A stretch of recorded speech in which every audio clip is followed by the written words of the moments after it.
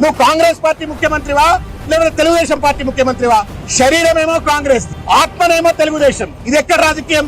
రాహుల్ గాంధీ దేశవ్యాప్తంగా భారతీయ జనతా పార్టీకి వ్యతిరేకంగా కొట్లాడుతా ఉన్నాడు. భారతీయ జనతా పార్టీతో అంటగా అవుతున్నటువంటి తెలుగుదేశం పార్టీ ఆంధ్రప్రదేశ్ లో జాతీయ స్థాయిలో, అటువంటి బీజేపీతో అంటగా అవుతున్నటువంటి ఒక తెలుగుదేశం పార్టీని లేలే తెలుగుదేశం, రారా తెలుగుదేశం, దిమ్మెలు గుల్చు తెలుగుదేశం, బొందలు పెట్టు తెలుగుదేశం అని చెప్పని పిలుపునిచ్చేటువంటి ఒక ఔచిత్యం ఎక్కడది?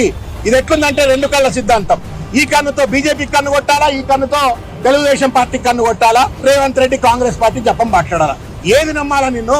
నువ్వు వేరే కుంపటి పెట్టుకోవడం కోసం కాంగ్రెస్ పార్టీ ఒకవేళ నిన్ను గనక అధికారం నుండి తప్పించే పరిస్థితి ఏర్పడ్డట్టయితే అమరేందర్ సింగ్ పంజాబ్ లో జరిగినట్టుగా తెలుగుదేశం మద్దతుతో బీజేపీ మద్దతుతో సొంత కుప్పటి పెట్టుకుని అటు కాంగ్రెస్ పార్టీ కూడా ద్రోహం చేయడానికి సమాయత్తం అవుతూ మాట్లాడిన మాటలుగానే దీన్ని పరిగణలోకి తీసుకోవాల్సి వస్తుంది. ఇట్లా చిల్లర రాజకీయాలతో, కుట్రలతో, కుతంత్రాలతో రాజకీయాలు నడుపుతూ తెలంగాణలో ఉన్నటువంటి శాంతియుత వాతావరణాన్ని సర్వనాశనం చేస్తూ రాజకీయాన్ని విచ్ఛిన్నం చేస్తున్న రేవంత్ రెడ్డి గారు, అహంకారం ఆభరణం కాదు, అహంకారం వినాశనానికి పునాది. నువ్వు ఎంతెంత అయితే అహంకారిగా వ్యవహరిస్తా ఉన్నావో, ఎట్లెట్లయితే తండ్రి వయసులో ఉన్నటువంటి 72 సంవత్సరాల వయసు ఉన్నటువంటి తెలంగాణ జాతి పిత అయినటువంటి ఒక కేసీఆర్ గారి పైన ఇష్టం వచ్చినట్టు నువ్వు మాట్లాడుతా ఉన్నావో, నీ ప్రతి మాట నీ వినాశనానికి ఒక్కొక్క మెట్ట అవుతుంది అనే విషయాన్ని దయచేసి గుర్తుపెట్టుకోవాలా. ఈ దేశంలో భారత స్వాతంత్రం కోసం మహాత్మా గాంధీని ఎట్లయితే మర్చిపోరో, భారత స్వాతంత్రంలో జాతి విముక్తి కోసం కొట్లాడిన మహాత్మా గాంధీని ఎట్లా మర్చిపోరో, తెలంగాణ విముక్తి కోసం కొట్లాడిన కేసీఆర్ ను కూడా